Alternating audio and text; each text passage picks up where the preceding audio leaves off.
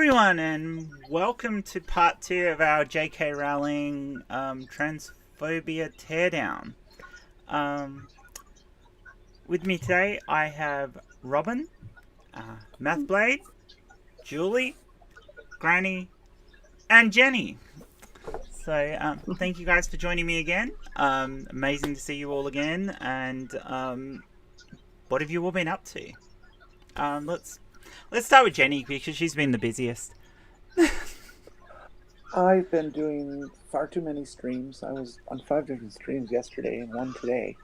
I don't know what it is. Maybe everybody's trying to get their street cred for covering LBGT issues in this closing days of the Pride Month. But anyways, it's been fun, and looking forward to the next couple of days. Awesome. So good to have you here. I'm amazed you're awake. Me Granny, what have you been up to? I've been up to some of my Kaja work. I had a meeting at DHR this afternoon. I also finished my response to AIG's transgender and sexual identity video. And I sent that to my patrons yesterday, and I'm going to premiere it tomorrow. So first thing in the morning, I will set up a notice that it's going to premiere, and I think I'll set the premiere for about 10:30 tomorrow morning, which will be Central Time. Yeah. Awesome. Brilliant. Julie, what have you been up to? Oh, what have I been up to? I don't know. I did a wine. I did a wine and reason Tuesday night. Sorry. Beyond that, honestly, I'm just trying to.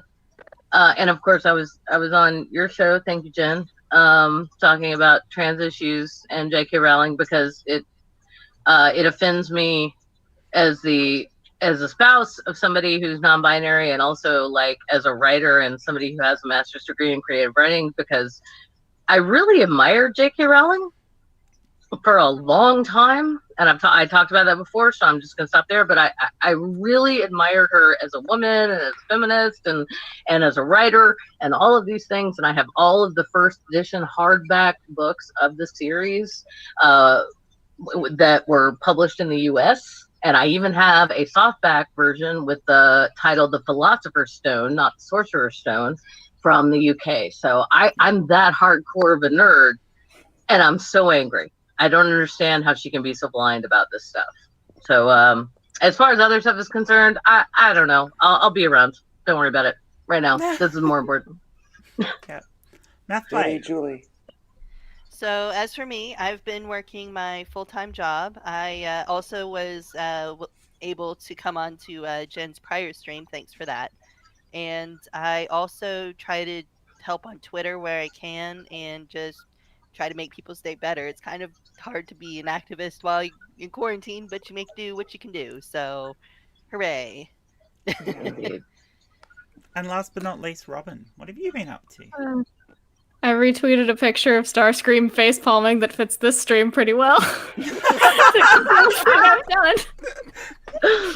That's all you've done. That's the COVID life. Yeah, I mean, I helped with the Granny episode that's coming up tomorrow, I think. Is that the one I helped with? Yep. Yeah, okay, then yeah. Yep, there's an interview with Robin in that video. Yeah, Oh, awesome. since I'm the easiest person to get to interview for Granny. Oi, Robin, get your butt down here. Yeah. Very much. Yeah. Now my headphones are stuck. Okay, and we got a few people in the chat. We've got Jesus and Jay. Wow, 2 places at once. Amazing. Hey! Not quite a trinity yet, but Hey, Well, it's we're getting there. there. It's getting there. they're getting there. Yep. We got Just Brit. We just need an unholy spirit to show up. It'll be fun. Erskine Ray, Godless Sewing, and Crazy Catnips, and Omega Nuts. Hi, Omega Nuts. The Schulmeister. Omega Nuts, crazy catnip. Sorry, I got excited. I apologize. They're just the ones who've People commented. that I think there's a few others who are hanging around who haven't actually put any comments out there. But if you do have questions or whatever and want to shove them in the comments, I'm trying to pay attention. Unfortunately, Jay's working, so we don't have moderator per se, but we'll try and just keep a bit of an eye on what's going. I have a feeling perhaps the chat won't be quite as busy during a weekday as it was last weekend, so we might be a bit better I'll managed. keep an eye on it too. I'll help you out. But yeah, tonight, because it's tonight for most of you, it's only morning for me.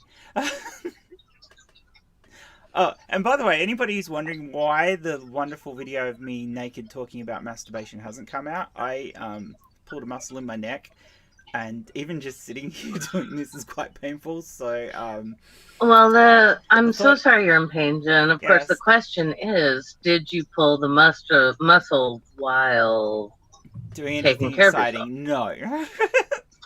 Damn it. I so wanted that to be the reason. I'm like, Yeah, if that's there's what any Jay reason to said pull a too. muscle in your neck. Jay said, yes, Jay said, were you demonstrating your lack of a gag reflex when you got that? Oh, for goodness sake. All right.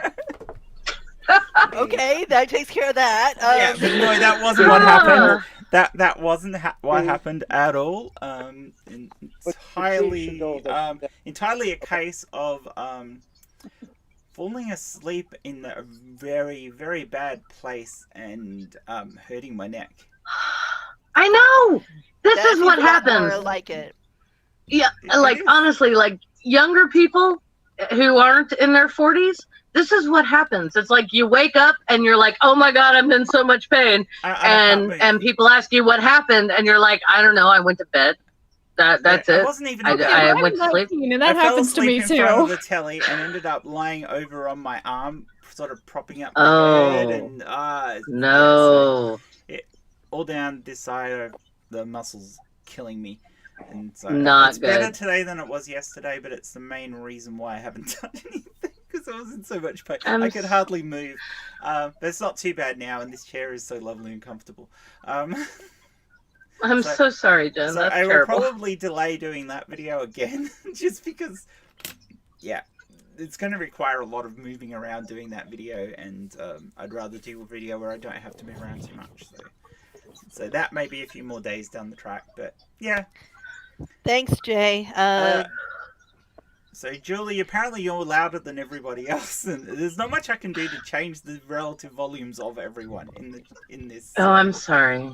But it's that's probably okay. me projecting. I'm just I was a theater dude, so. kid, so I tend to be loud. And also, I was the fourth of four siblings, so I tend to be loud. Period. Yeah, I do the apologies. same thing, but I can control my. I'll take it down. Yeah, I'll take it down a bit. All right. Well, shall we get into it? I know we covered the fourth point a little bit on Sunday, but we kind of rushed through points 4 and 5. The fourth point is, in a large extent, probably the domain for MathBlade and Robin, given that she spends a lot of time talking about trans men who she completely fails to understand. And, of course, her stupid concept of ratios for people who detransition, which, as we all know, are entirely pulled out of her ass. So, I don't know. Robin or MathBlade, would you like to go first here? MathBlade, you go first. I forgot to look up the article. So that sounds good. I guess like. I shall go ahead and start. And for those of you who are catching up, I'm going to go ahead and actually reread bits. Reread bits of it, yes, because I kind of breezed through it last time. Yeah. I'm quoting J.K. Rowling, and then when I say I stop because she's got a big paragraph. This is a big long one. Yeah. Yes. Yeah, this is a big boy. The fourth is where things start to get truly personal. I'm concerned about the huge explosion in young women wishing to transition, and also about the increasing numbers who seem to be detransitioning, returning to their original sex, because they regret taking steps that have, in some cases, altered their bodies irrevocably and taken away their fertility. Some say that they decided to transition after realizing they were same-sex attracted, and that transitioning was partly driven by homophobia, either in society or in their families. Most people aren't aware I certainly wasn't until I started researching this issue properly. That 10 years ago, the majority of people wanting to transition to the opposite sex were male. That ratio has now reversed. The UK has experienced a 4,400% increase in girls being referred to transitioning treatment. Autistic girls hugely overrepresented in their numbers. I'm going to stop there. It goes on. I have so much to say. But I have Let's enough do. here to actually break apart here. Yeah. So, first things first is that this one I think everybody can hop onto is increasing numbers who seem to be detransitioning, returning to the original sex because regret taking the steps they have, and in some cases alter their body irrevocably. Very, very, very, very, very few people detransition. It's a very, very small percentage. It is. Like a 0.5%. I was just real quick. Where is the some say they decided to transition? Who is this some? I have seen some of those studies because I looked into some of them in the video that I just did, because that is one of the things that I addressed.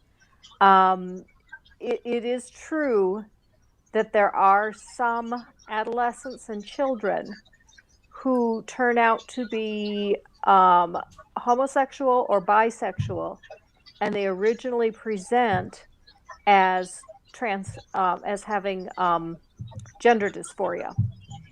But the healthcare system is quite capable of sorting through those presenting with gender dysphoria who are in fact trans, and those who really are homosexual or bisexual.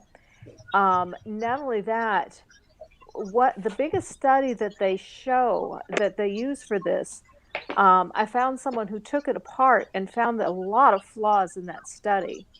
And the primary ones were, okay, the study was done in the Netherlands, and there's only one clinic in the Netherlands that provides hormone treatment to transgender children. So anyone that was no longer getting hormones from the clinic was listed as having desisted. But when they checked it out, there was a large number of the test subjects that they didn't know where they were. So nobody knows what happened to these test subjects.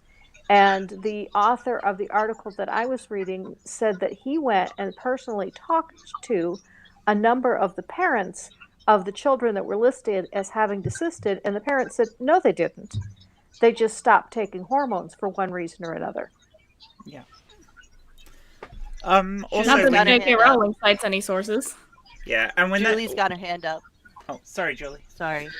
Oh, sorry. No, I just wanted to add on to sort of piggyback on what GodlessGranny was saying, is that those are people who had access to hormones, and there are transgender people who do hormone therapy. There are transgender people who do confirmation surgery. There are also transgender no-op people, and they are just as valid.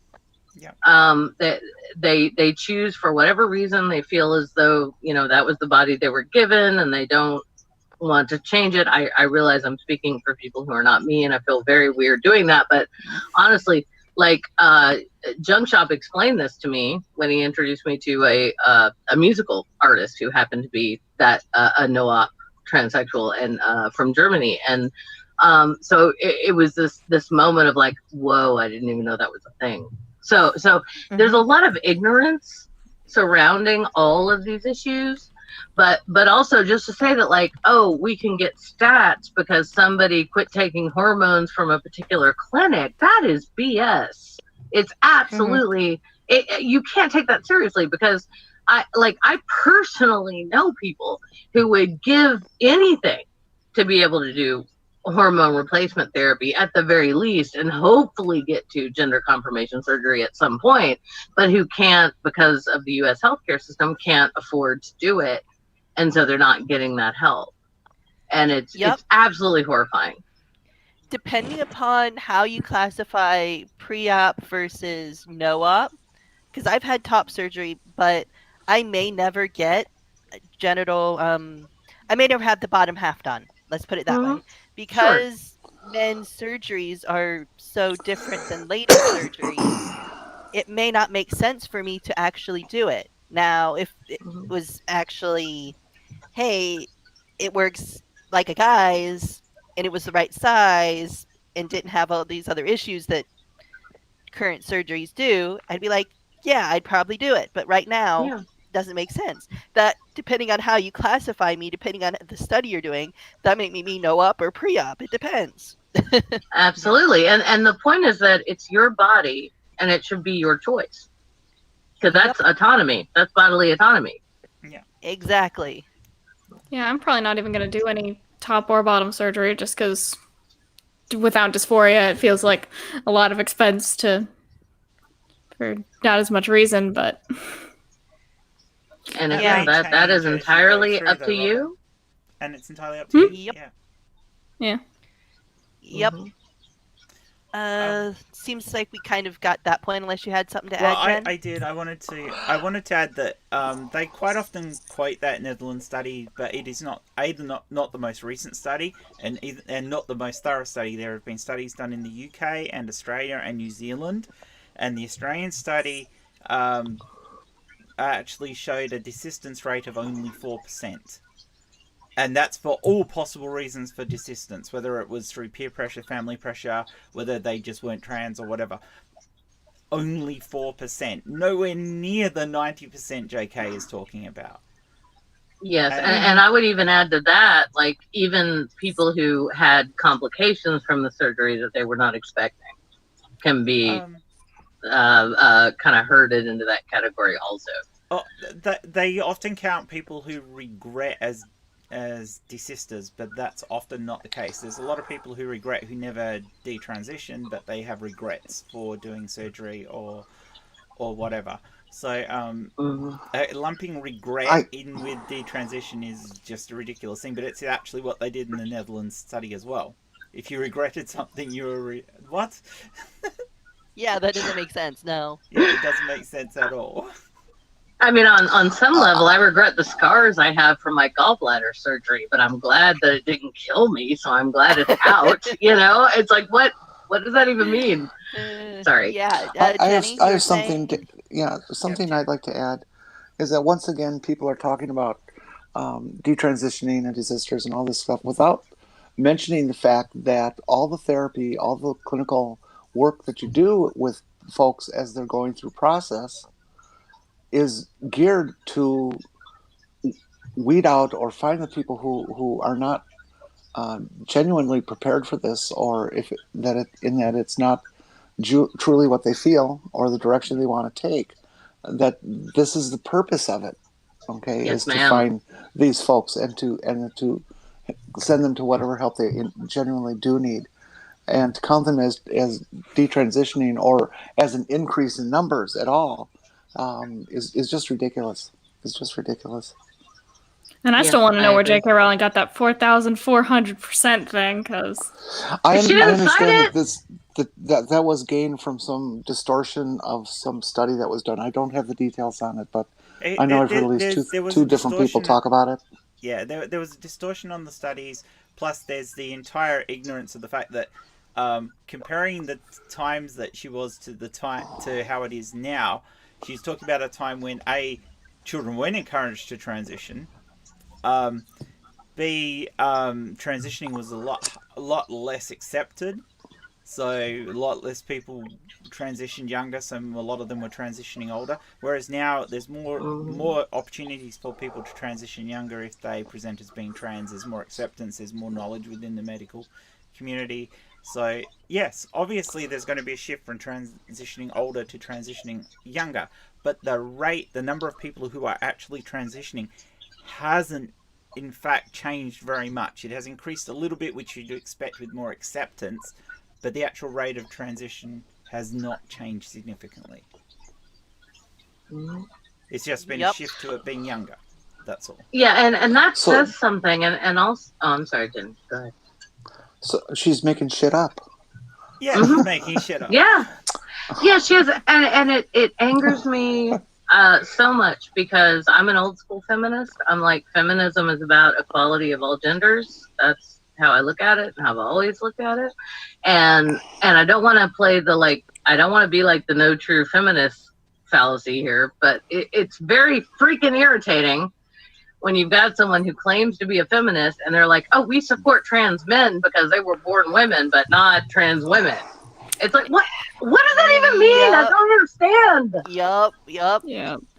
So, But guys, what? Well, we're going to get to that, aren't we? Because that's further on in this.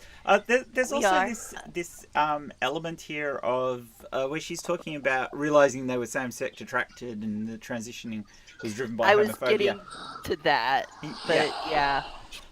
Well, the point I was going to make there was that quite often in this case, if there was an element that they were perceiving as homophobia, it's because it was in their family or their social group that they were attached with, either through religion or prejudice within their family, etc., when they were there. So for anybody who has those prejudices, homophobia is bad, but your kid being trans is 1,000 times worse.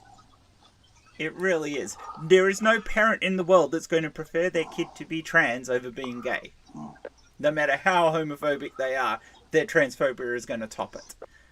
Or even no matter how progressive they are. Oh, exactly. You know, I've known very progressive parents who are like, nope, I'm on board. It's fine. It's cool. We're going to call them by the name they chose. It's fine. But you can see it, like, but at the same time, though, I'm like, well, what about hormone therapy? And they're like, well, I don't know. They're not adults yet, and I don't want to do that, you know. And so you get these moments of like, okay, no, but at the same time, like, these are not bad parents. These are good parents. They're trying. Definitely. They're at least trying. But there's certainly an element there, and I mean, I know Jen can talk to this, of parents when kids come out as being trans going, can't you just be gay? Can't you just be homosexual? That'd be so much easier. You can just be gay. So a lot of these kids might go back to thinking, oh, just try and be gay. How many of these kids who she's talking about, and there's not that many of them, there's just a vocal group of parents who are pushing this narrative because of how they felt about their kids wanting to transition. How many of these kids are going to, in 10, 20 years' time, actually end up transitioning anyway? Because there is no follow-up to these kids. Well, there's also, when I was growing up in the South, I also ended up coming out as gay. Partially because, yes, women are attractive. Thank you very much. Right. The other part... Yeah, we are. Go ahead. I'm sorry. The other part was I didn't have a conceptual understanding of what transgender even was in the South, and so when I started actually getting ready to leave Arkansas to come out here, yeah, it kind of just hit me like a ton of bricks. I'm like, that is me. It's like you can have definitions and know something's different, but not know what it is. But then when you get introduced, it's like, duh. MathBlade, I feel exactly the same way about being ace. You know, when Robin told me that there are some people that are ace, I said, what's that? And then Robin described it, and I went, oh my God, that's me. Right? Yeah, that's how I feel about being genderqueer. It took Andy Fellows like explaining what that meant, and I looked up the word and I was like, oh my gosh, that's me. I'm over 40. I can't say tomboy anymore. It's weird, right? One thing I think is kind of funny is I heard what transgender meant, and my first reaction was also, oh, that's me. But then I immediately went, no, that's offensive. That's bringing down people who are actually trans. I'm going to repress this and pretend I never thought that. Oh, darling. Yeah, so that's 8 so more funny. years. Yeah. It took me 8 years to realize, oh, wait, no, I was right. Yeah, I think there's everybody on this panel has had a lot of suppression. Yup. Self-denial is very common, even in people who can be accepting of other people. You can go, oh yeah, no, that's really, and then you go, but it's not me. It's not me. It can't be me. It better not be me. Damn it, it's me. Damn it. I wanted it to be me. There were so many times where I was like, I wish I was trans because I want to be male so badly, and it just took someone being like, you could be. That's the And- definition. Yeah. Yeah, And I mean, I that's- did the same thing with I was attracted to both boys and girls when I was a kid, and I would tell myself, I would literally chant in my head, I like boys, I like boys, I like boys, I like boys. And then later, I know it's stupid, and then later I thought, well, you know, at least I like both, because then maybe I can marry a man and that'll be okay by the Catholic Church, you know. And it's just, it's absurd. You can't deny a part of yourself and who you are. You just, it's not healthy. you married I mean, you both. can, but it's not healthy. You Yeah. can, but it's Married going to neither. get you. It's going to come back and get you. Yes, Gonna ma'am. bite you in the Yes, it butt. will. yeah. Hmm. Yeah. See, all through my years of therapy, in my original transition period, everything I went through, each step I took, I looked at it as, okay, I'm going to try and take this next step, and this is the step that's going to prove to me I'm not trans. Oh. You sound like an Un- un- atheist trying to figure out they don't believe in God. Yeah, and Or that they even do, after, rather. And even after I actually transitioned and I was living 24/7 for years, up until the time that I actually had surgery, I was still, you know, I'm pretty sure I'm not trans, but I'm still going to have surgery because it can't be any worse. and You're so trans. yep, so we did surgery, and it's the best damn thing I've ever done. That's right. Because So- Jenny is a girl and she But, you likes know, it, and it doesn't matter. The other thing that I think people forget to note when they're talking about increase in numbers and stuff, there's more resources for people to approach nowadays. There are more. I hate using it, but definitions of variance in sexuality that people can attach to and have themselves looked at and researched and everything else that there were years ago. So I think there's more comfort in people saying, "Oh yeah, that's more like me, so I should go in that direction," and that sort of thing. Yeah, You know, this talk about rapid onset transgender. Yeah, that bullshit's just just like- wrong. That's later on in the It's article. ridiculous. Yeah. So crazy. What does that even mean? Well, it's like when we see somebody who's a successful musician suddenly or a successful actor, that, oh my gosh, they're all of a sudden on the scene, but they've been perfecting their craft for 20 years and now they get their break. Well, transgender people have been transgender people all their lives. You are just finding out about it Yeah. as they Exactly. announce and as they come out. Exactly. But they've been like that way for a long damn time. And And it's the about time difference that people is- realize that. I'm sorry. I'm so sorry, No, no. Jenny. The difference is that with the assertion that Rowling makes in the article about young women, and how she had to accept the fact that she was a young woman. Yeah, there's a lot of awful and painful and unpleasant stuff that comes along with being biologically female, right? But at the Yes. same time, yeah, absolutely, and you all know what I'm talking about. But honestly, the reason I never wanted a penis, like I never wanted boy genitalia. So Neither even did though I. you're right, and that is what I wish I girls. could That's where we feel. connect, right Yeah, can there, we feel y'all. them? No, it's absolutely true. Because no, Jenny is absolutely right, because it's like, and that's the difference. It's like Rowling is trying to make this argument that like some of us are like, periods are gross. I want to be a guy. It's like, no, I'm sorry. I was 14 years old. All of my friends had hit menarche before I did. I had this vague, hope that I was born without a uterus and it wouldn't actually happen to me. And of course it did in the middle of a school day in 8th grade, right? The worst possible fucking time. But it just, it's awful and it's a thing. But at the same time, while there were moments when what I didn't like about being a girl were the restrictions. I didn't like the fact that I couldn't run around with the other boys in the woods without a shirt on. Because when I was a kid, they'd be like, no, you have to put a shirt on, you're a girl. And I'm like, why? That kind of stuff. But I never wanted to be a man. And that is the difference. And that I think that's what J.K. Rowling is missing. Is she's thinking that there are, girls like me who like eventually accepted the fact that we were women and actually reveled in it.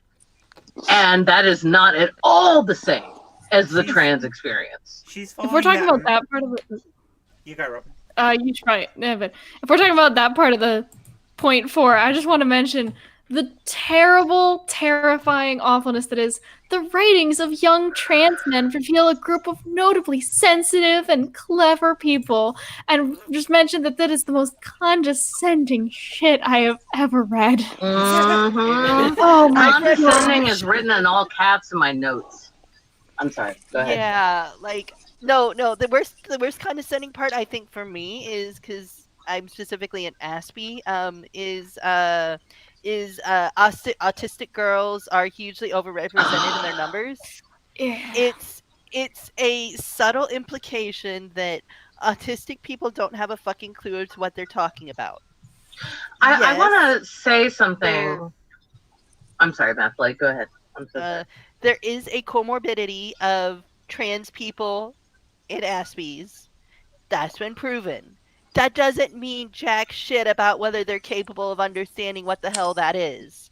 Mm-hmm. Aspies aren't about, hey, Aspie isn't a synonym for stupid. Thank you. And I say thank you because one of my nephews is an Aspie. And I just want to say that the reason I think that there is a correlation between folks who are Aspie and folks who are who accept the fact that they're trans is because Aspies don't give a fuck. Like they don't care what the rest of society thinks, right? I mean, you are like you're wired to be free thinkers, and it's beautiful, and you're not going to care if there's social pressure on you to be something that you're not. And I love that. I love that about my nephew. I love that about you. And so when I read that bit, yeah, I was really angry as well because I was like, you're basically saying that my nephew. Yeah, exactly. Thank you. It's like you're basically saying that my nephew can't be a grown man, and he is. It made me furious. So I'm sorry. Actually, no, I'm not sorry. Continue. I'm glad you're not sorry. Mainly my main point was that with this whole racial reversal thing, that's not really a thing. She's having to have her cake and eat it too, because in terms of celebrities out there, there's Laverne Cox, Caitlyn Jenner, a lot of the celebrities out there where people might get this awesome idea to be trans. They're trans ladies. There are very few celebrities out in I don't want to say cis culture because it's everybody's culture, but out in the limelight that are actually trans guys. Very, very few, if any. So she's trying to say, on one hand, people have enough information to go, yeah, hey, I'm gonna all of a sudden be gay because all my friends are doing it, or trans rather, because all my friends are doing it. That's not how this works. That's not at all how this works, because she's trying to put a subtle implication in there of, you've been brainwashed. You've been brainwashed. You've been brainwashed. You don't want this. Which is exactly the TERF rhetoric that she's going for. It is exactly what the TERF thinks. They think that trans people are brainwashed into thinking this. It's the big trans thing of brainwashing new people to become trans. What a load of bullshit. It is just... Go ahead, I'm sorry. No, I was going to say, what a load of bullshit, because there is not a single trans person in the world who would wish being trans on another human being.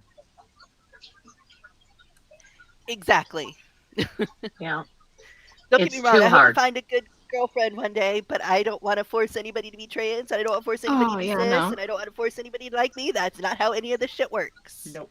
Like, if I wanted to be a friend, I wouldn't be like, oh man, I hope they're trans and we can bond over trans things, because sure, that can make a deeper bond, but like, that'd be awful for them. You've got other things in common to start off with.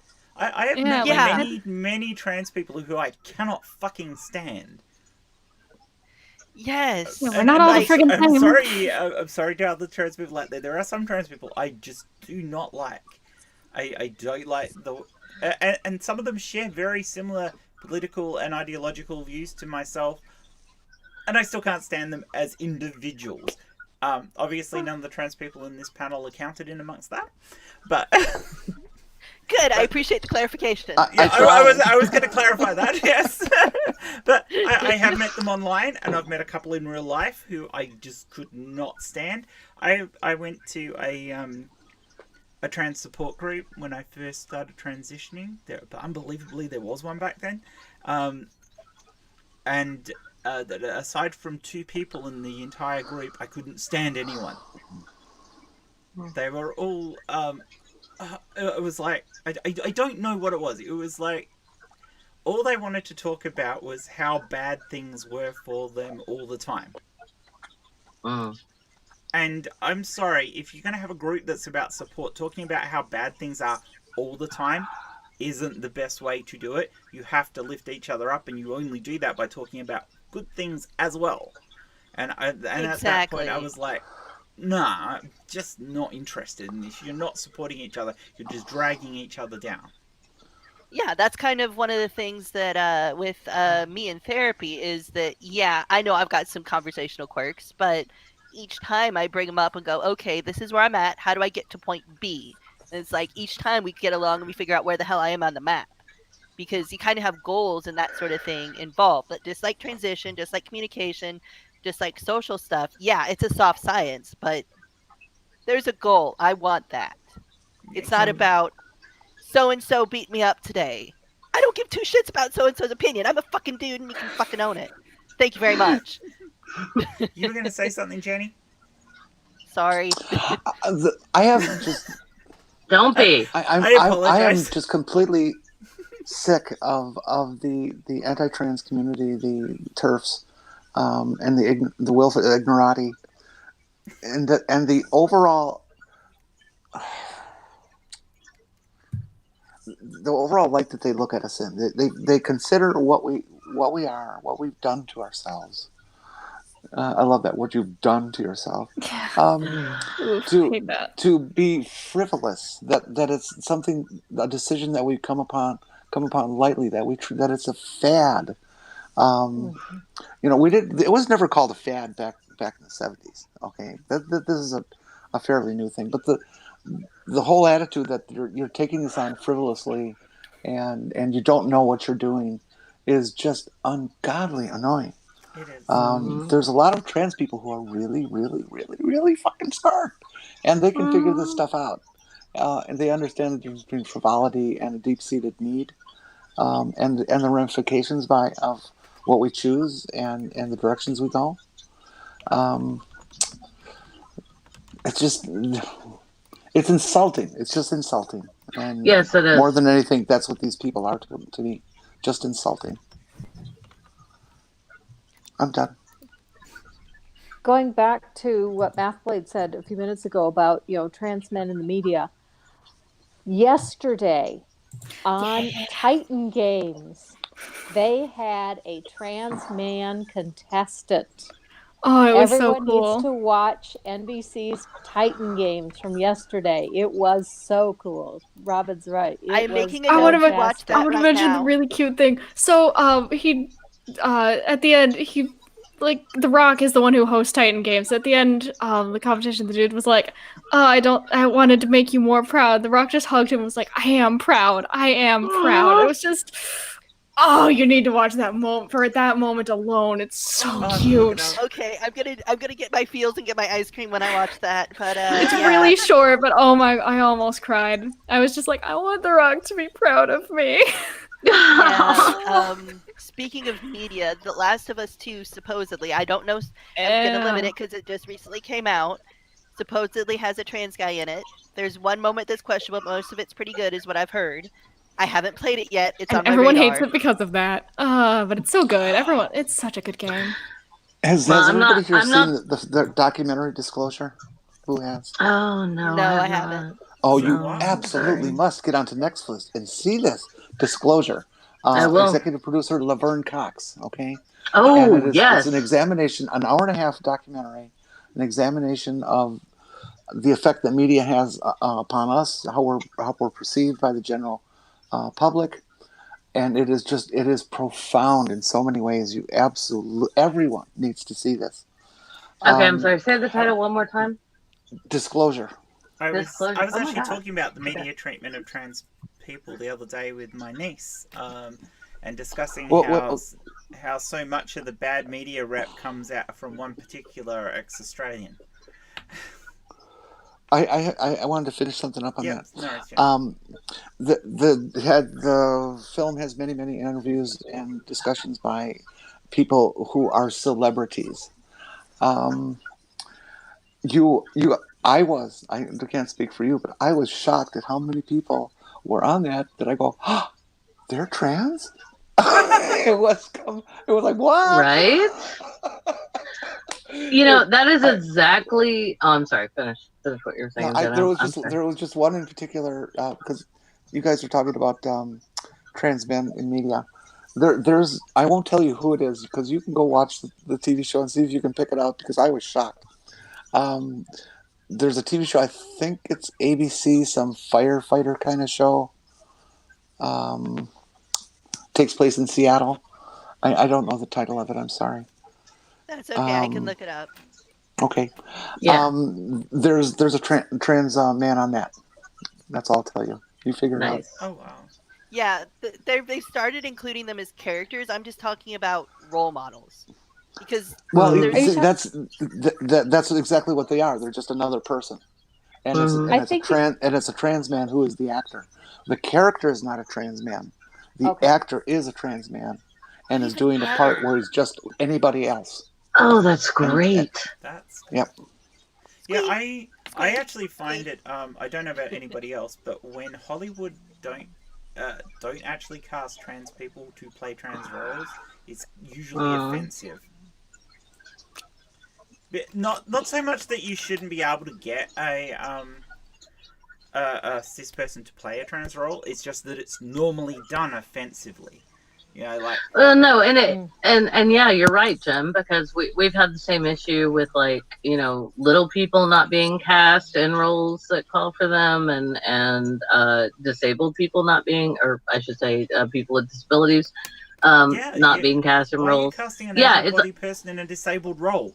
It's hard enough for disabled people to get roles in the first place. Thank you. There are disabled actors who would love to have that role and who could do it beautifully. Like, cast them. And I'm by the way, I'm not trying to equate trans with a disability. Just to be clear. No. For anyone watching, it's the same issue. Same issue. It is the same issue in this case. It's a case of, we want that star name, so we're going to get a star to play this role. When no, that role should have been given to. I mean, what was it? Black Widow. Sorry, there's a gnat in here. Ghost in the Shell, Scarlett Johansson. Scarlett Johansson was going to play a trans man in a movie that was. Now, there was so much public outcry about it that she turned down the role. She ended up saying, "Oh, she." And good for her. And good for her. I'm glad she did that. Realizing that she probably shouldn't do this thing. But wasn't it also her who played like the Asian chick in Ghost in the Shell? A trans man, and it was doubly bad. Yeah. Like, oh my gosh, Scarlett, why? She's so pretty. So what is her agent doing? But it was the case of the studio looking for a name to play this role to get the star power in on thing, instead of getting a good trans man as the actor, because that would have made way more fucking sense. Okay, yes, the trans man, they did show the transition, so the trans man would have had to, might not have been terribly comfortable playing the early parts, but at least the role should have been offered. Yes, but because they're out there. You know, trans men, trans women, they come in, you know, I mean, they're technicians, they're engineers, they're actors. I mean, this is not that hard, right? I mean, they're people. And inevitably, when Hollywood do trans women, they get some manly man to play them pre-transition, and then have a caricature of a woman as the person after transition. Like, wow, you are basically making them out to look like even worse than a drag queen. Yeah. I mean, even as something as progressive as Priscilla, Queen of the Desert, like that film, the one trans character in the film is played by an actor who is a man and says of their dead lover, like, well, he liked saying, my girlfriend used to be a boyfriend, kind of thing, and it comes off as this weird kink It does. when that is not what trans is. No. It's who you are. It's not a kink. It's not I actually paraphilia. think That's Tu Wong Fu ridiculous. actually did it worse though, because they were true caricatures when they did that. Yeah. Yeah, I just wanted to mention a few minutes. I just wanted to mention a few minutes ago. I was just kind of surprised that Scarlett Johansson would be accepting another really controversial role of a character that she is not after the Ghost in the Shell things. It's like, how have you not realized that? Goodness. She needs to fire her agent. That's what Yeah. needs to happen. Yeah. Don't know what her agent's doing, except And or All right. No, you it's not like misunderstand me. I was saying that it was exactly that. Hollywood were looking at Scarlett Johansson as an A-lister to make money out of the movie. What I'm saying is they shouldn't have gone that way. The role should have been offered to a trans person first. Yeah, but it's also Scarlett Johansson in general. Like, her agent should have immediately rejected the script. Like, no. Yeah, I agree with you. Jen? Well, okay, I'm going to say, like, it's an agent's job. Sorry. I wanted to be an actor once, so I can say this. Not that I did not, and I am not. But it is the agent's job to bring every job to their client. So then it would have been Scarlett Johansson's job to say, "Ooh, no, that is not going to look good on me." Which is what she did like that, and that's. So I'm not. Yeah, and what she did. So good for her. Good for her. But I'm not, not trying to smear anyone's name or anything like that. I'm just saying, like, being an actor is hard, and I realize Scarlett Johansson, it's not hard for her. But okay, I'll stop talking now. Yeah, I don't know. I just think it's just kind of funny. Just like I said, just after the Ghost in the Shell thing, why would you do this again? Yeah. No, it's fair. That is absolutely fair. Jenny had her hand up for ages. It's not salient at this point. We'll go on. Okay. I'll bring it up later. All right, no worries. Did you want to move on to the next bit, MathBlade? That would be great, unless Robin had something. Yeah. Was there something else, Robin? Nope. I'm just trying to figure out where the next bit is. So the next bit is, we kind of touched on this a little bit on the stream last week. We talked about how Lisa, she cited a paper that Lisa Littman did. Rock D. Her disease process? Rapid onset gender dysphoria, which we kind of hit on a little bit before, but this kind of goes into how not to study trans people. Do not send a survey to people who are intentionally biased so they don't want trans people, and then apply that study to trans people, because that's not how that shit works. Oh my goodness! Because that's what she did for this study, and then claimed everybody had rapid onset because their parents had no clue and had no signals. I'm like, that's not how any of this works. You have maybe a snapshot of maybe an hour or two a day in a kid's life, and you go, yeah, I'm qualified to make all decisions for the kid. Financial, get a roof on their head, love them, yes please. What's inside their brain, what hobbies they like, maybe not so much. And you got to I have a picture of me in a... I'm sorry, go ahead, Jen. I was going to say, the thing is that, I mean, in her study, all she did was ask the parents of these kids, the parents who actually were prepared to submit to the study, who weren't happy with their kids being trans, and parents who hadn't even listened to their kids about being trans. So, and these kids were afraid of talking to their parents because their parents were so anti-trans. So how on earth could you have a legitimate study from that? Which is what she was called out on.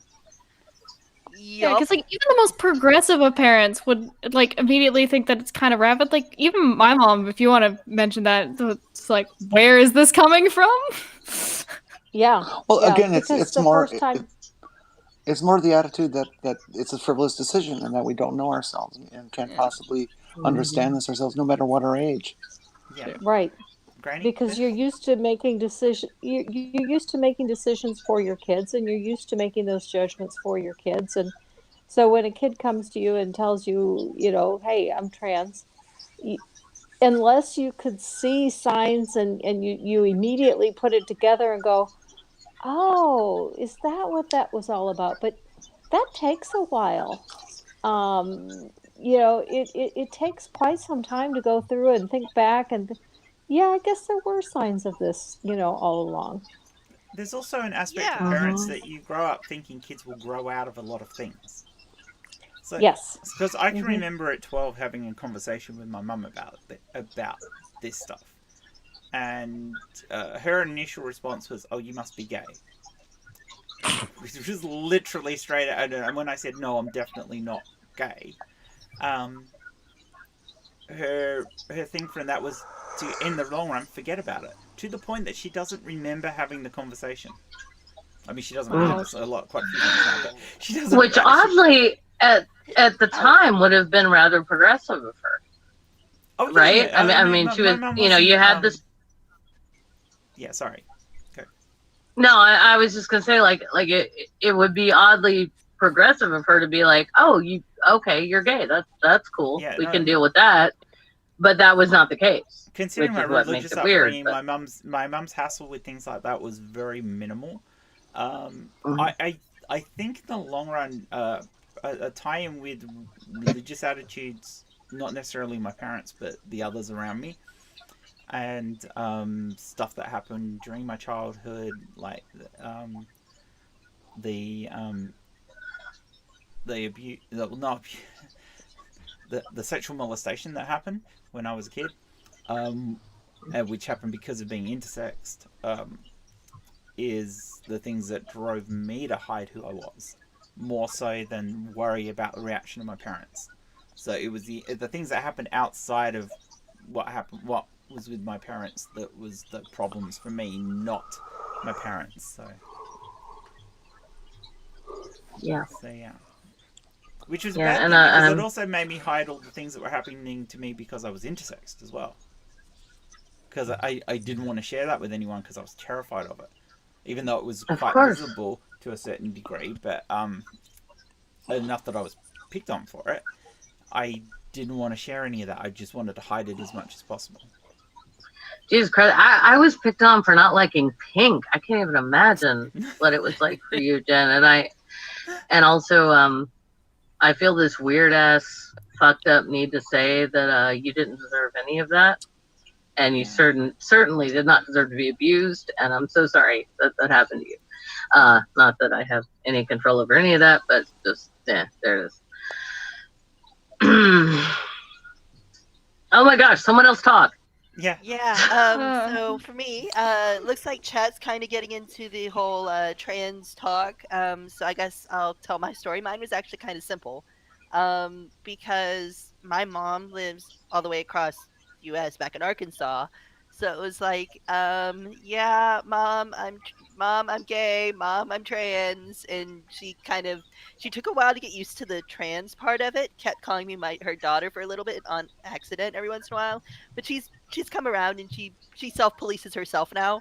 So it's like, sweet. I'm still in the closet. That's why the door is closed in here. I don't see any closets here, Robin. Yeah, with my dad. I haven't told my dad. I have no clue how. Well, that's your business. Terrified of that conversation. I'm sorry, but that is your business. You choose that.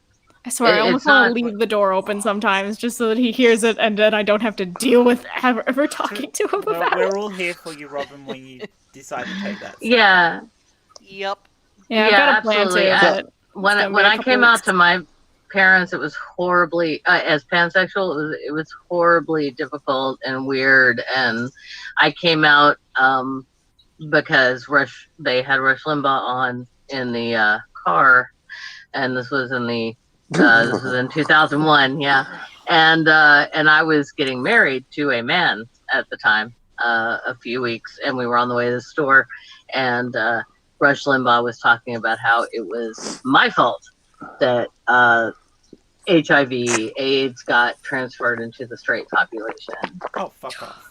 Yeah, exactly. Ew. Thank you. And I felt the need to say, I've never given anyone HIV. I've been tested. And my dad jokingly said, are you by... the biggest transmitter of HIV was intravenous drug users. Thank you.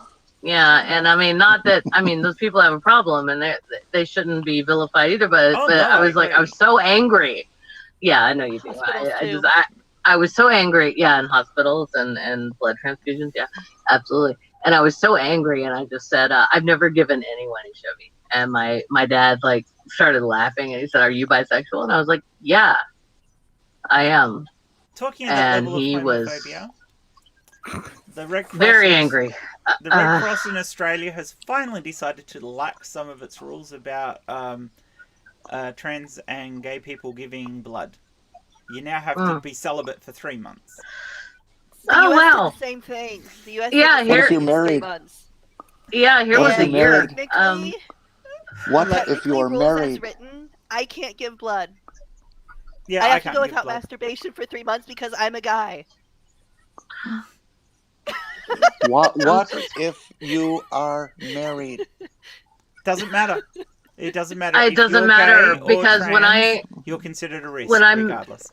yeah, exactly because Jenny, when I married my first husband, who was also bisexual, he had sex with men in the late 80s and early 90s, and because I was in an ongoing sexual relationship with him, even though we both tested negative, I could not give blood the entire 13 years we were together. Well, you're a tramp. That's different. Absolutely, I'm a total slut, but am proud of it. Don't fuck with me. But yeah, consensual. I don't care. exactly. But no. Honestly, like this, like being with Junk Shop, that's the this is the first time in my adult life I've actually been able to give blood in the United States, which is messed up. Australian Medical Association is actually trying to pressure the Red Cross in Australia to change from discriminating on blood giving based on gender and sexual preference, instead on promiscuity. Basically, they want them to do questionnaires about what your sex life is like and your drug use is like, rather than what your gender identity is, what your sex is, and what your sexuality is. But the fucked up thing is they have. Have you had sex with someone who has not been tested for HIV? And has Yeah. that person had sex with someone who has not been tested for HIV? And that's it. And then or you take care of the needle use question. And But or yeah, they have to test the blood anyway. At least in the States, they have to test it anyway. So Exactly. it shouldn't matter. It should not matter. That's the same here. So anyway, I've sidetracked the conversation. I apologize. Yeah, stop it. No, it's all right. I want to bad, get into this next paragraph. I want to get into this next section where we talk about the Littman paper. Please, yeah, let's talk me. about the paper. I'm trying to say something. I'm getting stepped on a lot here, and it's becoming quite annoying. It is. It's a little bit annoying, but I can deal. After all, y'all are awesome ladies and guys, so it works out. So with this paper, one of the specific lines, I'm trying to find it again because I had it up. The writing of young trans men reveal a group of notably sensitive and clever people. Robin noticed this before. The more of their accounts of gender dysphoria I've read, with their insightful descriptions of anxiety, blah, blah, blah, blah, blah, I've wondered if I had been born 30 years later, I might have too tried to transition. First of all, we already kind of addressed the would have transitioned part. The part I kind of want to focus on is the trans men and their descriptions of anxiety, disassociation, eating disorders, self-harm, and self-hatred. This will get dark, so consider this your trigger warning for anything that may trigger you. Gender dysphoria and gender dysphoria is not a mental illness, so let me rephrase that. Gender dysphoria and mental illnesses can present themselves and put you in a very, very dark place. Some of it is societal, some of it is trying to figure out your feelings. And for me, one of the reasons I'm very particular about any time that I talk about my story is at the end of the show, I wrap up with talk about things, because it's not because I believe in gatekeeping. I don't believe in gatekeeping. I do believe, however, that some amount of therapy is going to be good, and mental health I'm huge on. Yeah. You don't necessarily need a label. You're not trying to go to self-diagnose or go, "Hey, I have mental health issues because I believe I'm another gender." That's not what I'm going for. What I'm going for is so you don't end up in a dark, dark, dark spot. For those of you unaware, I used to be a very, very fundamentalist Christian. So I had these collisions twice. For those of you who are blessed on not knowing some Christian theology, I'm going to give a 2-second rundown here. Christianity has the Old Testament and the New Testament. The Old Testament details a creation myth about how Christians who take the Bible literally believe people came into the world. And the idea is that all Christians are a creation of God and are therefore made in the image God made them to be. So transitioning inside of a religious group or even addressing what that even means is counter to the message that a lot of fundamentalist Christians give, which so you kind of see a commingling or comorbidity of religious people and TERFs because it makes sense to hold up their theology that way. Again, not all Christians. I'm using this as a placeholder. Don't yell at me, chat.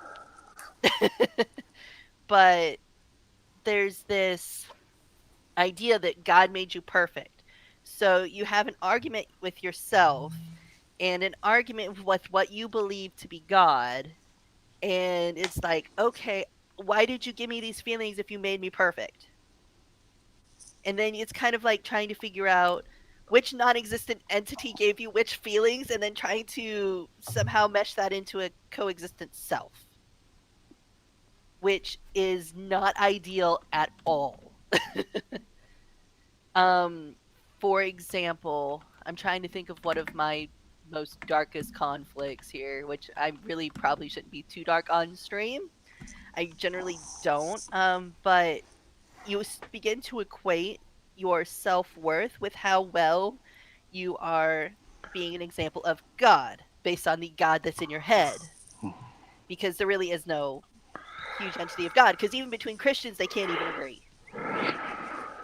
And so one big thing I had was that I was like, okay, how do I serve you when I'm a fraud, when I'm not even the best self I can be? And then, but that was like, no, no, this is the devil. You're fine. Stomach it, stomach. Go date guys. Go get guys. Go get married to a guy. You'll be fine. And so during my college years, I almost got engaged to a guy. The idea of sex with him was repulsive, but I was going to leave that for another time. And that's a whole nother can of worms. But definitely, if you're having, whether you're trans or not, if you have any sort of gender questions, go see a therapist. Don't try to just keep with it in your church. Oh, definitely not Yes, within you a can still be church. a Christian and trans. You can still be a Christian and trans. I am not saying that. I am saying go talk with your therapist and any religious entity you have. I am not religious. That was my personal journey. I am not trying to knock anyone who is. Let me be abundantly clear. That's not what I'm saying. I'm saying you have to be able to love yourself, which is my point.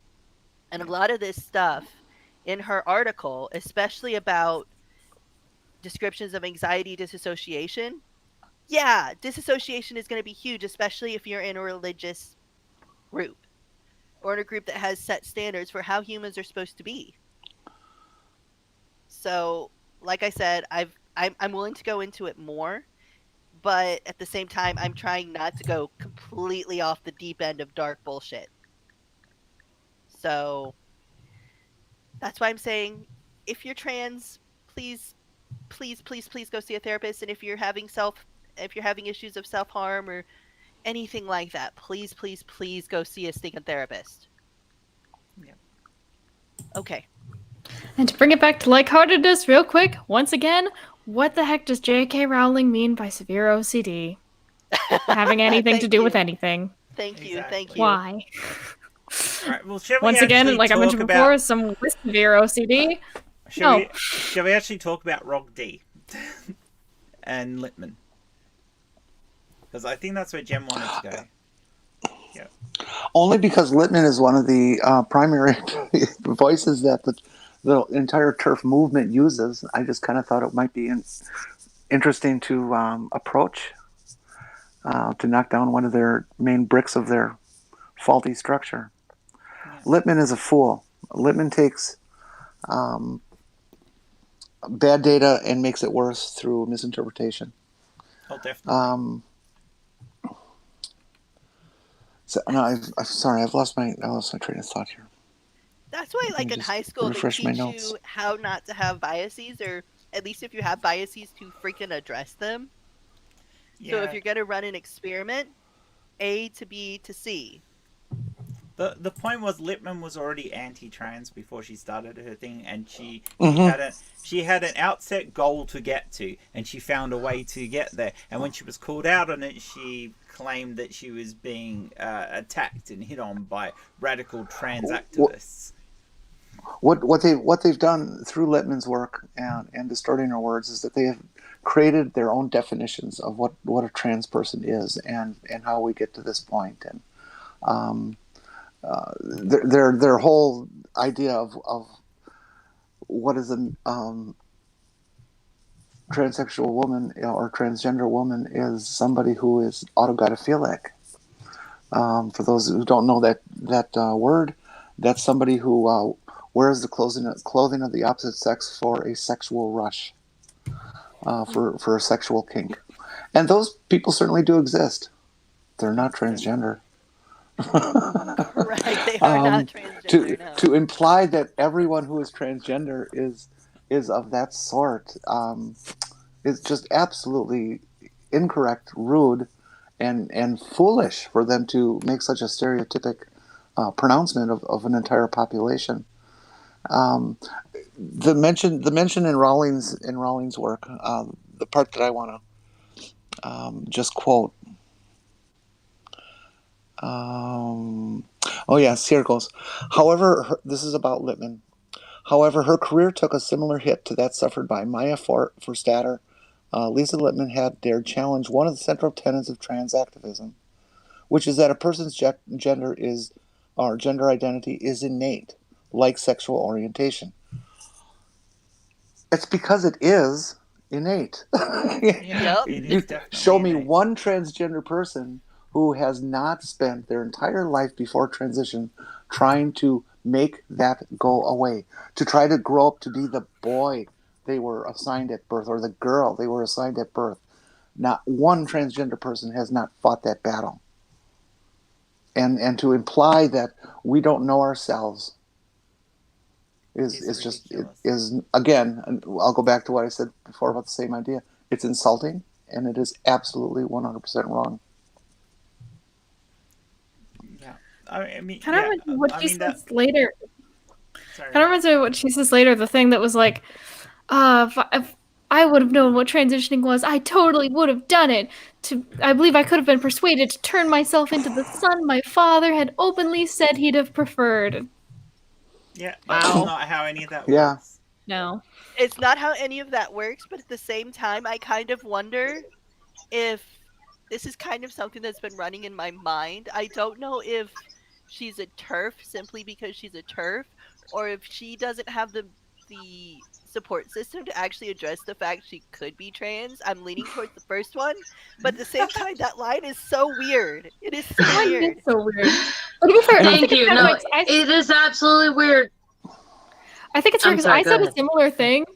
I would often joke that when my mom was pregnant with me, she wanted a boy so bad that I just came out wanting to be a boy.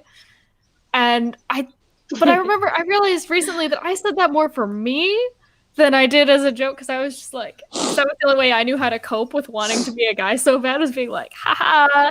Well, here's a story for you, darling. My birth name was supposed to be Gregory Paul because I was born in the late 70s, and I don't know what the fuck the doctor saw in the ultrasound, because I have all girl parts, but they thought I was going to be a boy. And my mother was heartbroken because I was going to be, I'm one of 4. And she was like, I can't have a third boy. I can't. Oh my God, no.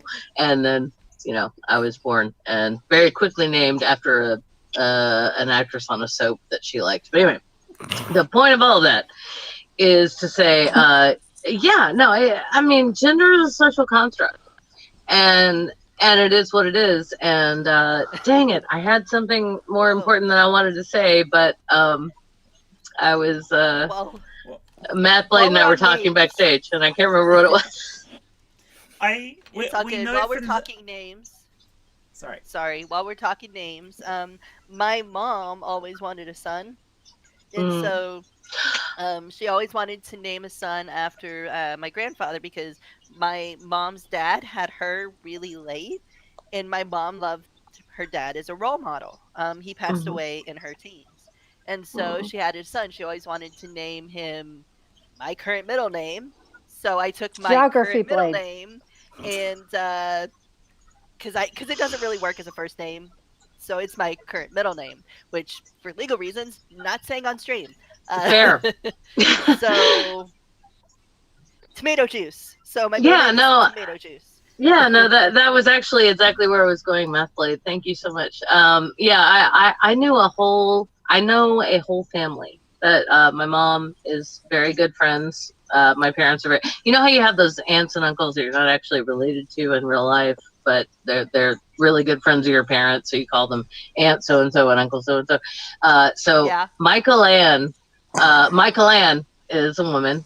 She was born a woman. She identifies as a woman, but her dad wanted sons. They had 7 daughters. Catholic family, right? Yeah. So all of them. And this is what's so weird to me is that didn't he think he might get a son eventually? Like, what the fuck? But okay, no, apparently not. So she and all of her sisters have male first names and female middle names, and they all run them together because they all identify as female. Isn't her name is Loud House, but without the young son? Thank you. Isn't that insane? It's insane. Yeah. So anyway. Whatever. Sorry, that was a weird aside, and I apologize, but it's there. Yeah, my name was just picked arbitrarily because it sounds sort of like a masculine version of my current first name, with being like edgy enough that I like it, but not so edgy. No, but Robins are amazing. Yeah. You should look up. I'm not going to tell you what to do, but look up some.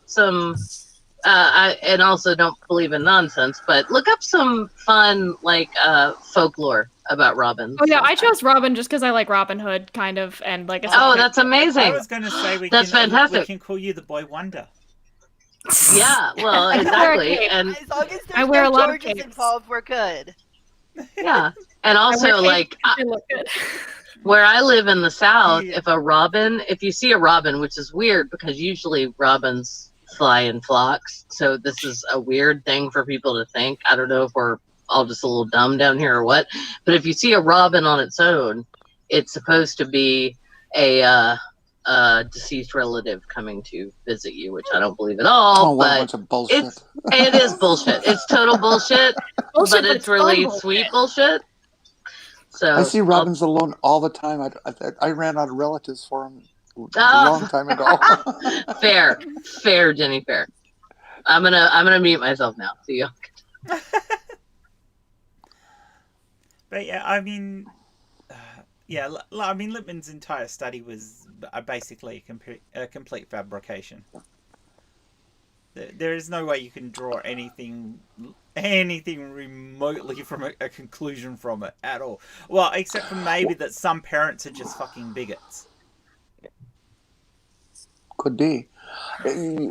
When we look at all this and where the TERF movement gets their motivation, they've been working very, very hard to make themselves sound like they are this concerned group that are so worried about all these daughters who are transitioning, and we have to save them from this terrible fate and all this. And this is a right-wing group that hates LGBT people. And Oh, just yeah. because there are some LGBT people who have gotten involved with them and duped by their premises, doesn't mean that they're not out to get everyone. They've already begun to start to put out some very anti gay and lesbian things.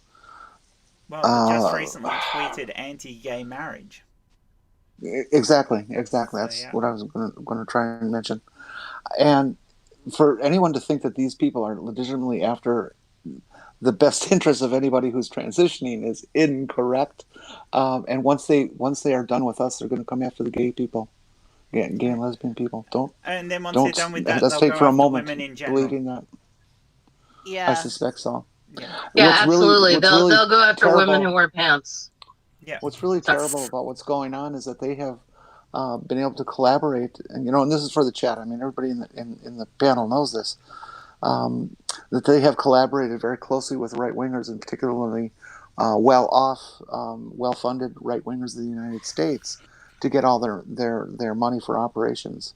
And they are not active here like they are in UK, but they're going to come. They're coming. Their organizations are already dovetailing a lot of their activities based on what's going on around here, particularly with the bathroom bill bullshit. Yeah. And the And HHS stuff here in the U.S. Yep, it's a political force to come. And again, like we talked before, last time we were together about the Supreme Court decision. This is not the Equality Act that was approved. This was the employment, the Title VII that was okayed. We can still be discriminated against in housing, in medicine, in as trans people, in marriage if they so choose. The Congress needs to write a bill that brings equality to everyone, and preferably a constitutional amendment that says that. Problem is, they Well, just wrote a bill that removes that. speaking of marriage, I kind of have a double whammy, which I hopefully will never have to be disabled, but if I ever do, I'm due 2 strikes for getting married, because depending upon your disability, they can take away disability benefits if you ever get married, which is bullshit. That's ridiculous. Yeah, most people don't know that's a thing in the US, but Yeah, and I'm sorry, were you finished? go ahead. No, I was just going to add to that my my preacher father-in-law, which is why Junk Shop does not go by their real name online, is because their father makes his living talking about Jesus. But anyway, yeah, he when we moved in together, he was very nice. But he did say, like in our state, if you're not married, you can't be in a hospital together. If one of you is sick, you can't say, what happens at someone's funeral, and all of that is true. Like in the state where I live, if Junk Shop and I weren't married, my parents, who I love dearly, but who are very Catholic, they would have the first say in what happened to me when I died, which would mean that I would get a Catholic funeral and I would be embalmed and buried, which are all things I don't want. The other thing is that if they were not around, my eldest sibling, by state law, gets that choice. And my eldest sibling lives in Alaska, and I recently blocked him on Facebook because he was verbally abusing my friends. So I can't. It's so much worse. Like if you can't even pass as hetero, it's so much worse, and I can't even imagine. And yeah, that's probably where I should stop talking. Yay, I keep destroying trains because that's my job apparently. Hooray! I destroy all trains. You're awesome. I mean, we've kind of covered how Don Lippman's thing is, how she faked her results, how she was then asked to modify her paper, Unfortunately, it's still up, but she had to kind of say it was an opinion piece instead of a paper. Which she didn't even do properly, which is bullshit. No, I know she's full of shit. Jen touched on the fact that these guys follow on from what Ray Blanchard went on about with coming out with autogonophilia and some of the other crap that came out of that. Him and Money, two of the worst people that ever existed for trans people. They were so downright fucked up in their ideas. The thing that these people often don't look into is the research that shows that people's gender identities are more or less firmly in place by the age of 2. You're still muted, Julie. Thank you is what I said. Thank you. Yes, they are by the age of 2. And that's how a lot of gender dysmorphia is diagnosed. It's like, did you feel this before? Like, did you feel this way before you were pubescent? And that's not the case for everyone, but is the case for the majority of trans people. Yeah, they were like, I've been in the wrong body forever. It's highly dependent on brain development, and some people's awareness of themselves as a gender doesn't happen until puberty. Before that, they're virtually agender. That they're like, they don't have a conscious self ID for gender, and then that comes in later. I want to piggyback on Jen's point because for me being an Aspie, picking up social constructs, that's like an AP test every single time I try to grasp a social concept. So for cisgender people, that 2 number may be accurate. I mean, not cisgender, neurotypical people rather. But for Aspies, I didn't start talking till I was 3 or 4. I don't have any memories of being super young. If Most people don't. No, that's absolutely fair. Probably going to get excluded so hard, which is crap because they have a higher comorbidity of it. I mean, I was talking about my nephew, and you're absolutely right. Like, we're all, I'm sorry, people in my family tend to be highly verbal at a very young age. We tend to speak in full sentences before we're 2. But my Aspie nephew did not, but he could program our VCR to the right time when he was still in diapers and crawling. So I just, again, I really, like, honestly, I think I almost hate saying comorbidity because I have enough mental illnesses active in me that I know what that means. But at the same time, it's like the reason that there is a correlation between people who are Aspie or on the spectrum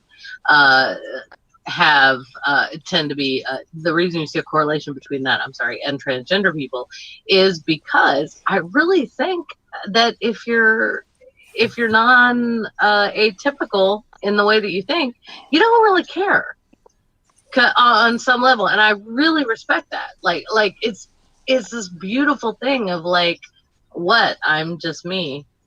Why do you care if that's weird?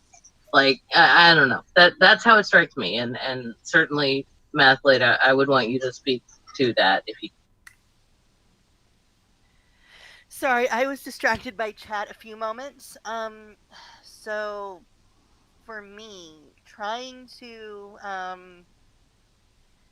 trying to think of the best way to explain how to a lack of social, because there's that comic I put up last time. I don't know if you guys got a chance to see it, but being an Aspie means that you're kind of wired differently. So some things are like really simple. Like for most of us, typing on a keyboard is simple. But the social equivalent of typing on a keyboard may have me mentally go walk all the way across the house, walk all the way back, and then finally be able to find the key to press. There's different pathways, and some things for me are really simple, like writing programs. That to me is really simple. But for you, you might have to go grab a reference book, figure out what page to go to, and then go, okay, I can do something simple now. It's just a different wiring. So trying to figure out this nebulous concept that has no definition a lot of people work in their daily lives without having a lot of things actually defined. You might have to go grab a reference book, figure out what page to go to, and then go, okay. Oh wow, lag. Hearing myself talk is weird. So yeah, it's just that's the way most of society operates, is definitional, is with known definitions and known social concepts, and I have to build a diagram of what the fuck that actually means. So it's like trying to figure out what exactly you're saying, and sometimes that causes me to miss sarcasm or miss different things, and knowing whether somebody's being serious or not. It's a difficult concept, so accepting yourself as trans and an Aspie is a huge deal. A lot of Aspies won't actually go seek, this is my opinion, is that they probably won't seek treatment unless they actually have a firm enough concept of who they are, because they know they're going to get questioned. They know they're going to get people going, oh, you don't know what you're talking about, dear. This is a social concept.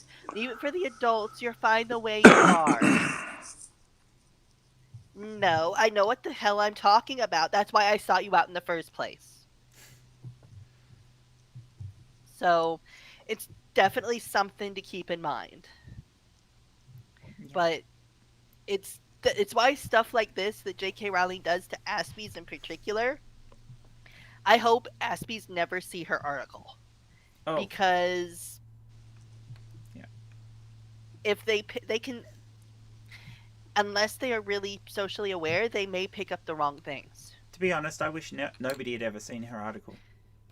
That too, but depending upon certain things, whether they aren't serious or sarcastic, it's a difficult thing. Aspies is bad, but I also feel particularly bad for young kids who are fans of J.K. Rowling's, who have seen the uproar this has caused, who have actually, some of them who've actually read this. There have been posts from parents of trans kids on Twitter where their kids have been suicidal because of this crap.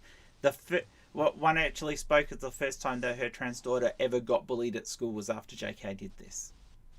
Oh gosh. So this is the effect that this woman is having to people in real lives. I mean, in her next pitch, she talks about the argument of many current trans activists is if you don't let gender dysphoric teenager transition, they will kill themselves. And then she goes on about talking about psychiatrist Marcus Evans, who states that, oh, that's not true. Well, Marcus Evans, you're full of shit, because a study has actually been done on this, and they know for a fact that providing puberty blockers and allowing social transition for teenagers saves lives. It does save lives, and you're full of shit, and you're full of shit too, JK. You're just quoting one individual psychiatrist who left Tavistock because he didn't agree with the modern processes of helping trans kids. You're going to quote him instead of looking at the overall documentation that's been put together by the psychiatric community at large. And that's the thing. We know that helping trans kids to be themselves saves lives. So, fuck off, basically. Right, J.K. Rowling, just fuck off. Sorry. Exactly. No, please don't apologize for that, Jen. No, I'm apologizing that I sort of made everyone go quiet. I know. No, you're fine. You are absolutely correct. And Junk Shop and I have a sort of unofficial godchild because, his mom and us, we're not religious people. But, we've been there for this kid. We watched him grow up. And when he realized he was trans, and he took on a new name, we were like, all right, we got it. Yep, I'm right there with you, buddy. We're doing it,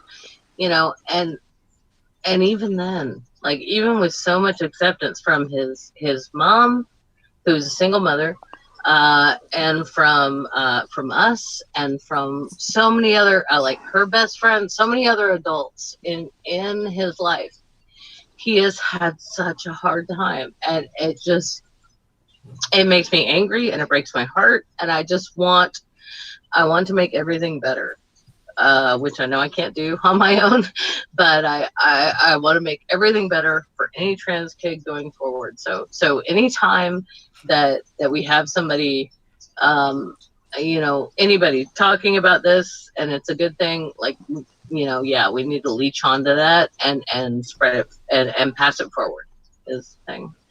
Sorry. Very emotional about that. Yeah, but I'm glad you have a godchild that you love very Oh, much. so much. Oh my gosh, he's so amazing. Okay. Yeah. I mean, he's a complete idiot because he's like 18, but he's amazing. Sorry. I was a That was complete idiot at 18 too. I was so, I too! mean, whatever.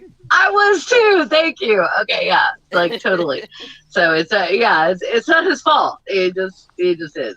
He's 18, whatever. But yeah, such an amazing human being and such a beautiful person and somebody that I held as a baby. I'm like, no, you be who you are.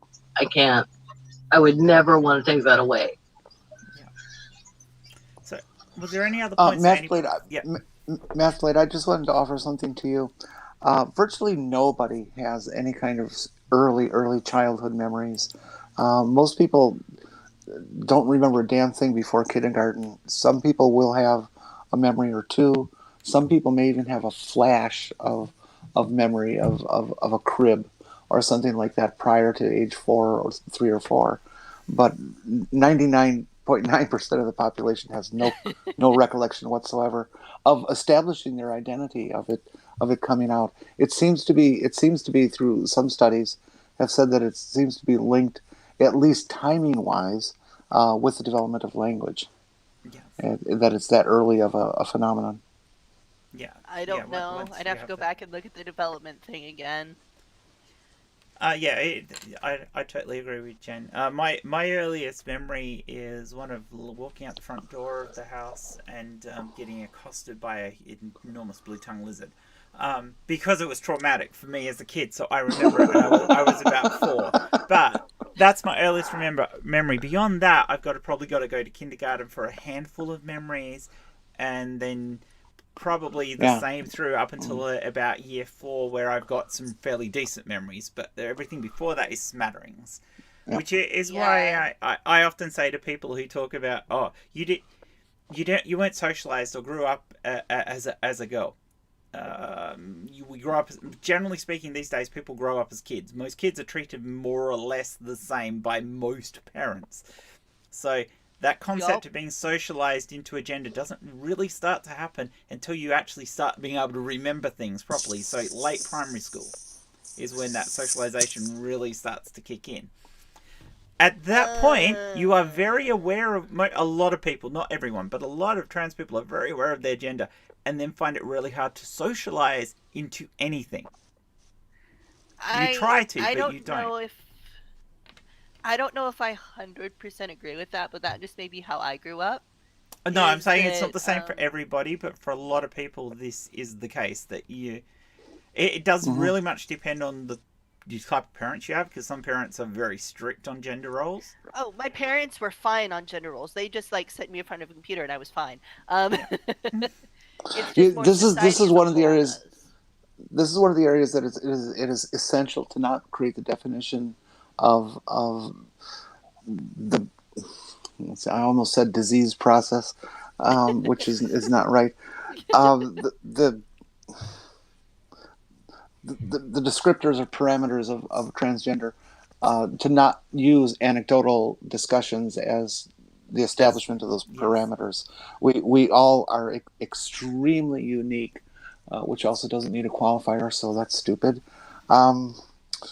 Unique is unique all by itself. Anyways, we're all unique. No. Our experiences are indeed unique, and each one of us is going to be different. No two transgender people are going to identify at the same time in the same way. I can tell you all about my first time I wore a dress or the first time I played with a Barbie, and that's going to be different for someone else. Oh, it certainly is. No, I totally agree with you, John. That's why I was trying to talk in general terms about. It does very much depend on where you grew up, your parents, and everything like that. But for most people, even though scientifically speaking, we're fairly sure that most kids, not all kids, but most kids have a concept of gender by the age of about 2. And like you said, it develops with as language starts to develop. There is the aspect that as far as how we fit into our socialization, that tends to happen even later. So that concept of fitting into that socialized aspect of being agender doesn't happen till usually a little bit later in life. So, and that is often the reason why there is less issues for a young kid with being trans than there is for a kid, somebody heading into teens and puberty, because at that point you're starting to have that pressure of that socialization into the other thing, and there's a rejection of it for many, not for all, but for many. And that's probably the point where it comes down. So my point I was getting to was where people talk about those aspects of socialization and how that trans women or trans men can't be who they are because they didn't get that socialization. Well, that's just bullshit if you're talking from that young. If you're talking about a little bit older, from teens and stuff like that, certainly there's an element of that, but they're also ignoring the fact that a lot of trans people don't fit comfortably within their gender roles anyway. Yeah, don't have me try to cook. I love math. I am a horrible cook. I don't know why. It's literally just following instructions, and I follow instructions all the time. But cooking, brown a sausage. How do I know it's brown? Oh, it changes color. How do I know what's the exact right color? Like, cooking directions are like my worst nightmare, because Darling, I'll cook for you. I can't do math. You do math for me. I will cook for you. It's fine. Well, Come on, baby. Let me brown your MathBlade. sausage. Really? I'm sorry, it's true. I know I fit into this weird stereotype of like chick who is good with like language and sucked at math, but I do. I suck at math. I am not Jen. Jen is amazing at math. You made my night, so thank you. Oh, I can cook a sausage. I'm from Tennessee. I can cook a sausage like nobody's business. I don't care whatever y'all want to read into that. It's fine, because either way works for me. But yeah. I'm so glad my camera's not on. I'd probably be a tomato laughing so hard, but thank you. That's all right. I'm already blushing. It's fine. So, was there anything else anybody else wanted to cover from this section? Or have we kind of got to the end of this? I'm good, I think. Is this a section where they talk about how to do your nails and stuff? We could do that. No? Yeah, I mean, honestly, I could use a manicure right now, but J.K. Rowling fucking sucks, and I'm very disappointed. I'm very disappointed because she got one of my other nephews, and I may have said this last time, and I apologize if I did, but she got one of my other nephews who has ADHD, as does his dad and his grandpa. She got him to read an 800-page book in 2 days. And so it really, and I know this from being an English major for so long. Like, I love Lewis Carroll, but we also know that Lewis Carroll was likely a pedophile, and it's really gross. And so you kind of have to separate yourself from the work and the author. But given that she's still around and still talking, it's like, seriously. I know being a good writer doesn't make you a saint, but come on, really? And it's very disappointing. So that's all I have to say about it. I'll agree. Yeah. Any other last thoughts from anyone? How far are you referring to in this Rowling text? We're not going to go into 0.5, but anything up to 0.5. Okay. I just want to, I guess, my usual standard disclaimer that I put in last video of, please know that we discuss some dark topics tonight, so if you need to, please don't be afraid to seek mental health. Mental health is not a sign of weakness, and I love each and every one of you. Lots of hugs. Virtual hugs because of COVID. Oh yes, definitely virtual. Granny, did you have any other thoughts? Nope. Nope. Robin? Sorry. No, nothing I can think of. Jen? Nothing that we didn't cover last time. Nothing that isn't inappropriate. No. Oh, you can swear about JK. We're allowed to do that on the stream. She's a bitch, basically. Thank you, Jen. I was actually thinking the C word, but That's fine. She's a cunt. I'll say it if you won't. I'll say it. Go for it. She's a fucking cunt and she needs to go away for a minute. She needs to go into a corner and think about what she's done. That's what she needs to do. Bitch needs a timeout. I'm sorry, I'm not going to see her next Tuesday because my Tuesdays are blocked from here until forever with called having a life and not giving a damn what a transphobe is going to say, except for other people. Oh, you're amazing. MathBlade, I love you so much. That's amazing. Thank you. So, all right. Well, thank you everyone for joining me again. Has anybody got anything they want to shout out for themselves for the up and coming week? Oh yeah, I am going to be on a new show that the E Network is producing on Sunday. It's going to feature the panelists and show runners are Ilya. I'm going to get this wrong. Christ Puncher. And I believe one other person, maybe Dick Dawson's involved. And I'm going to be there. And I'm going to be their first guest. Yes. Apparently. This is one where they're going to be talking about LGBT people. Is that right? Mm-hmm. Yes. Something I know nothing about. Yeah, no, yeah. They asked me to be a guest at some point, and I'm like, oh, what? Yeah, what can I possibly bring to the discussion? You seem like a lady to me. Bring that. Because you are a lady. Yeah. Yeah, there you go. I did put in the chat a link to a video that's on YouTube by a woman named Junia Joplin. I don't know how many of you are on Twitter and know who she is. Yeah. She's a member of the trans Twitter community, and she is a Baptist minister who's practicing in Canada. Yes. Yeah. And she came out. She came out as trans to her congregation on their sermon, the broadcast of her sermon a couple Sundays ago.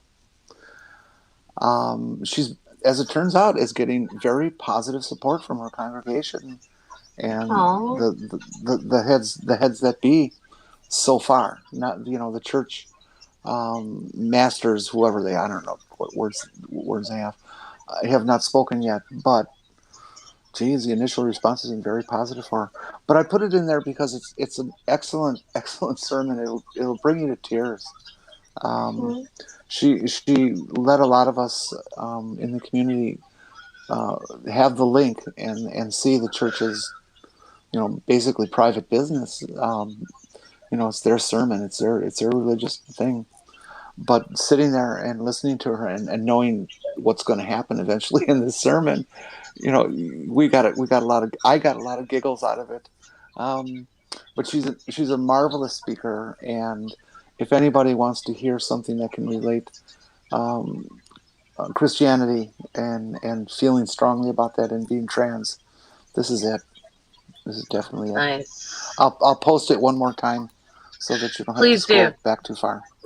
Yeah, please do. Yeah, and Ilya's just confirmed that they're discussing gender issues, societal and family issues, open conversations, and real topics. So, proper discussion things. And I think at some point she's asking most of the people who are actually on this panel to be guests. So to be clear, I am not a Christian, but I am not knocking on Christianity. And if anybody got that impression from earlier on in the stream, that was not my impression. However, if I am asked about my religion, I will tell you my opinions, but I am not knocking on Christianity. Just to be bluntly clear.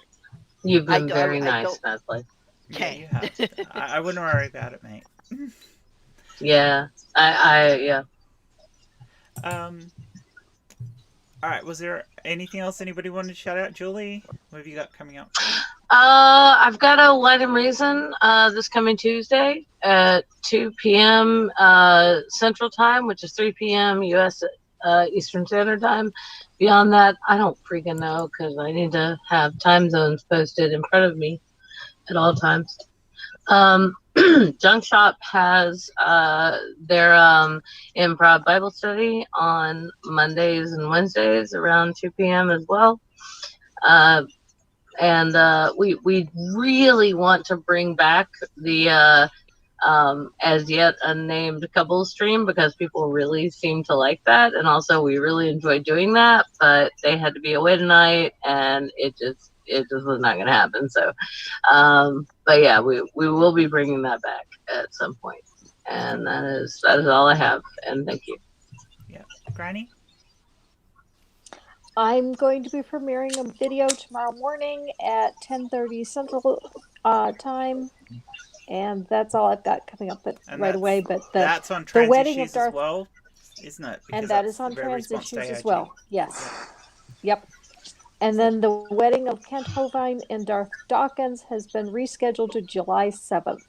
Woo! Awesome. Wait, so what? excited! I thought Kent was already married. That's a Married fun again. stream. Doesn't matter. Oh, it's a joke. Okay. It's satire, yeah. It's satire, but it's going to be so good. That's still on the take here. I was like, It's all right. He didn't come out as gay. He's a... I wish he had, but I got your back. I got your back, man. No, it's just satire, but it's going to be so good. Oh, I'm excited for it now. So have you got anything happening in MathBlade? Not really. I've just mostly been trying to keep my head above water. I eventually will, and at that point I'll plug it. I just don't have anything at the moment. But oh yeah, check me out on Twitter. If you need the to, links or are if you all have in a the message. description. Yep, I'm at MathBlade. Same thing. MathBlade and pretty much is me universally, or some form or flavor thereof. So have at it. Yeah. And Robin, what have you got happening? Nothing. Nothing. Just helping Mum. Yep. Except that, like, we all love you. Yeah, we love you. You guys can't see it, but I have hearts on my hands for you guys.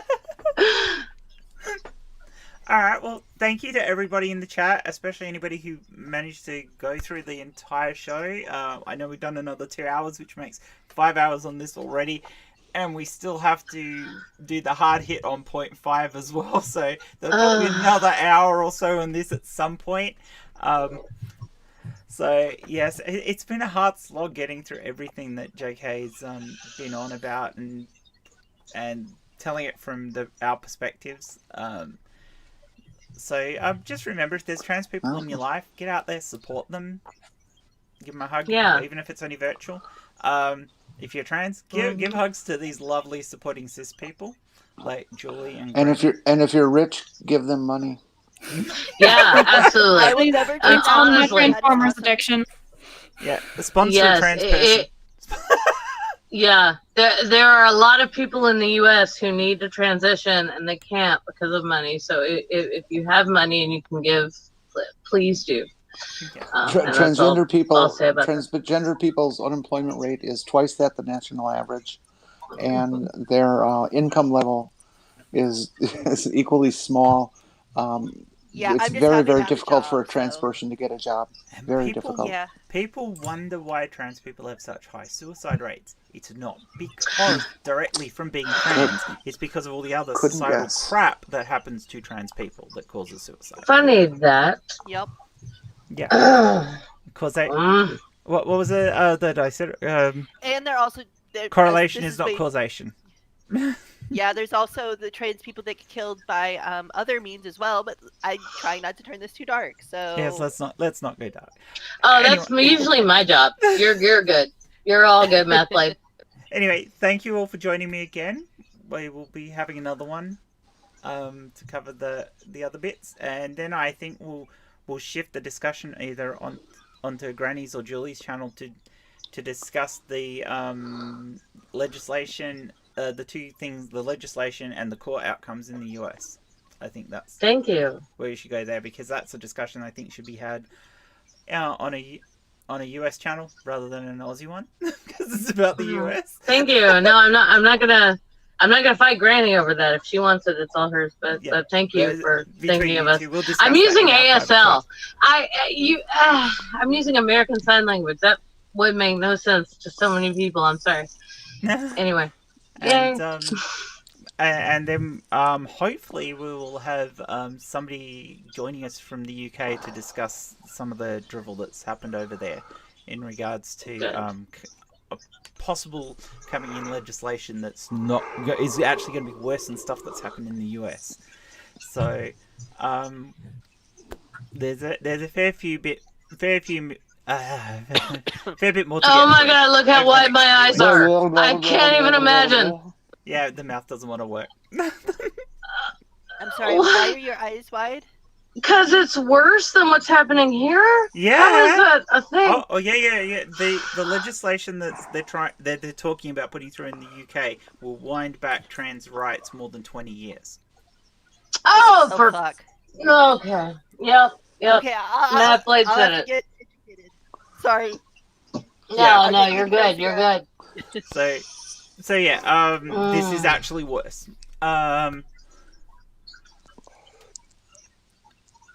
So yeah, I think we kind of hit a good point to wrap up the stream. I think think we've hit a good point, and yes, I want to thank you all so much for being part of this.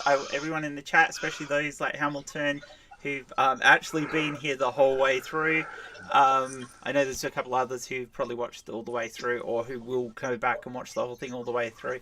Thank you so much. Thank you for your support. If you haven't followed all these lovely people on Twitter or sub to their channels, please do so. If you're not sub to my channel, please do so.